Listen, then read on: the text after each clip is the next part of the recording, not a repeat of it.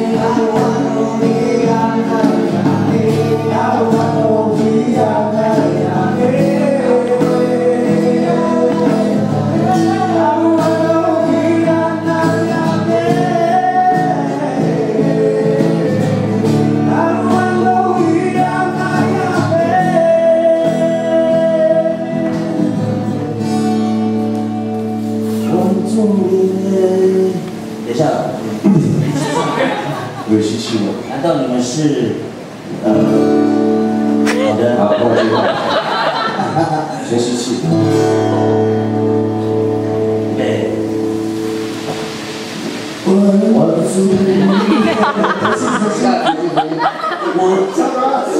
在培养情绪片。表情不要太夸张。以默许。原